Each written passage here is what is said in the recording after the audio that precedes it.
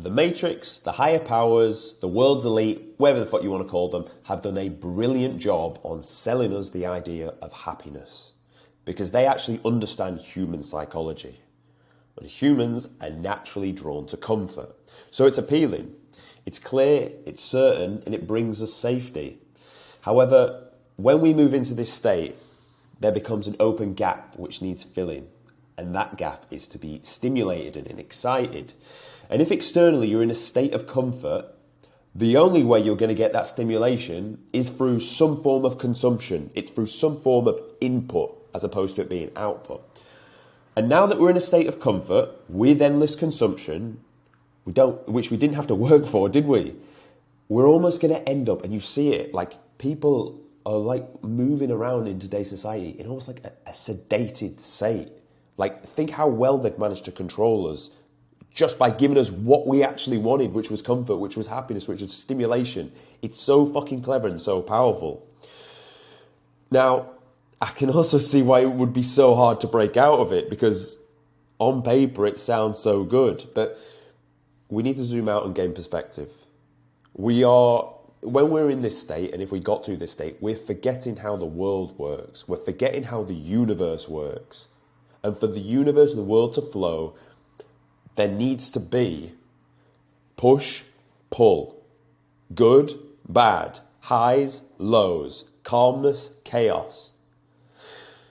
Which means then for us to truly be happy, we need to have daily challenges. We need to have things that are going to get us out of our fucking comfort zone that we can then go and achieve.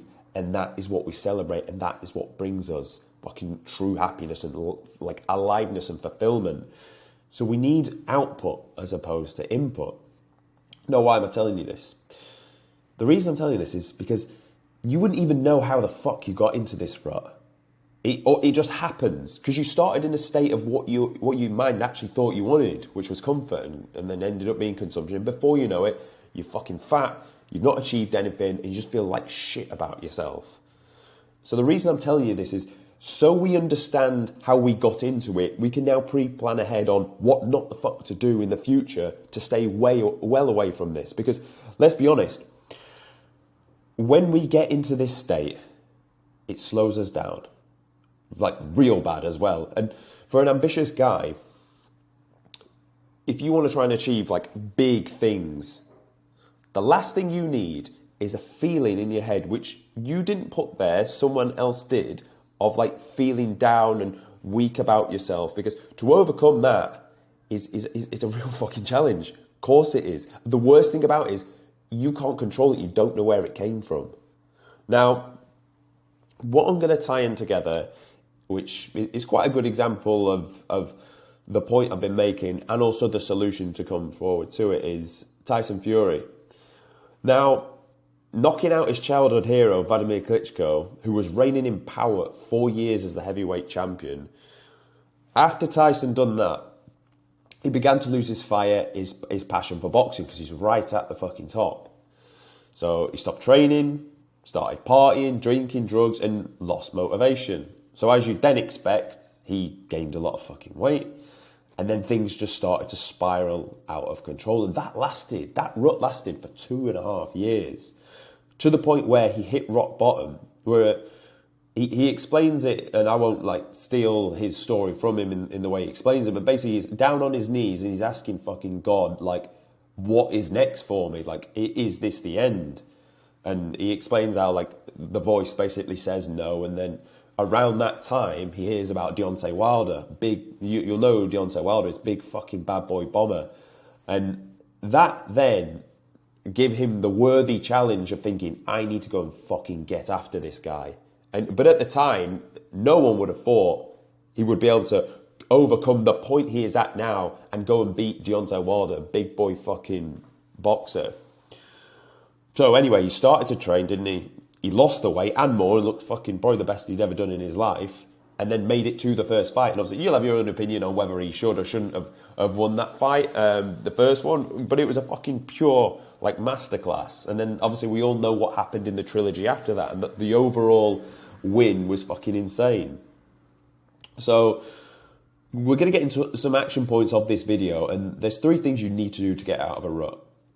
The first one is go and get a fucking pen and paper, because what I'm about to tell you, you need to write down. Do not passively watch the next section of this video if you actually want this content to help you and it's not be fucking consumption, as I spoke about earlier. So the first thing you're going to do after you've got this pen and paper, you need to write an ambitious goal to achieve in about a 6-month time period. And the reason I say this kind of isn't really action if you think about it, although it's important to do it. This is going to be your North Star. This is going to be what's going to direct you in life and what you're navigating your decisions and daily actions towards. Think about Tyson Fury. His North Star was to beat Deontay Wilder, and that then channeled him.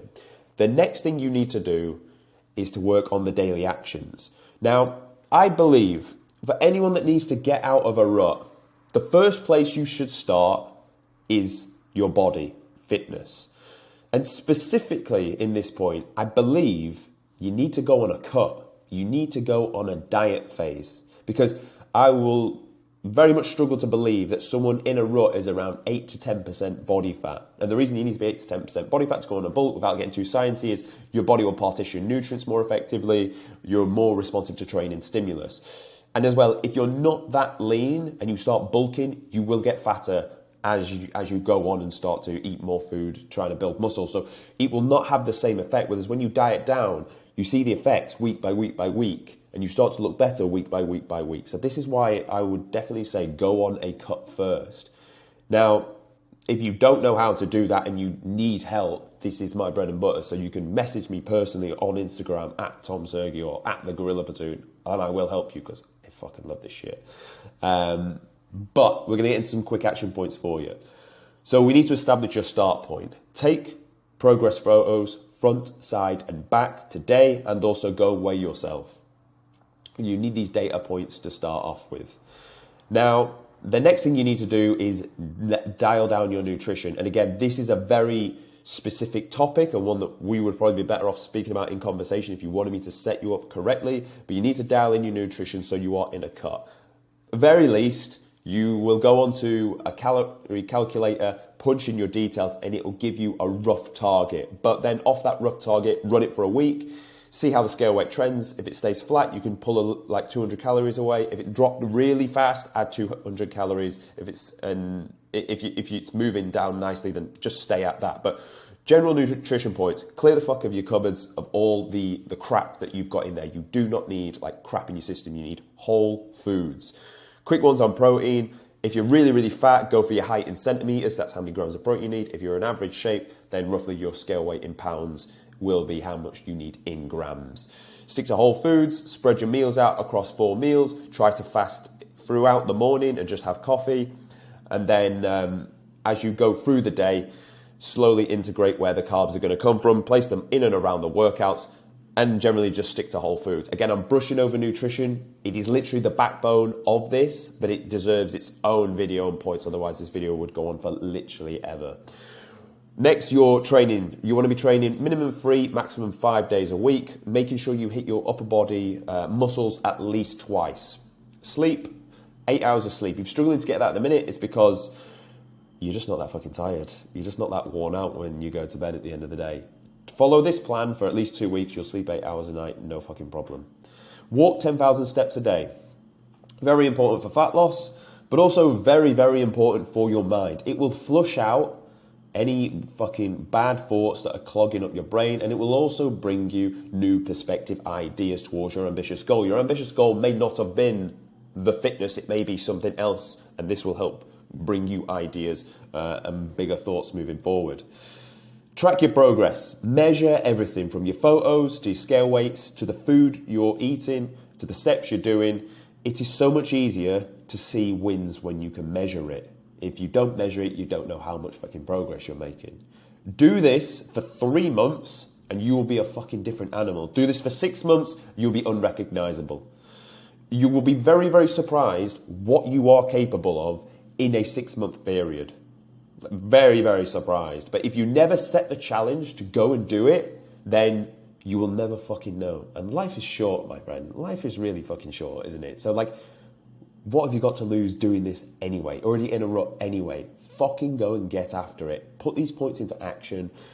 Your initial action point right now actually is, I want you to message me on Instagram when you've done this setup, okay? And the next time I want to hear from you is at the end when you've completed the mission. That is all for today. Thank you for listening, brother.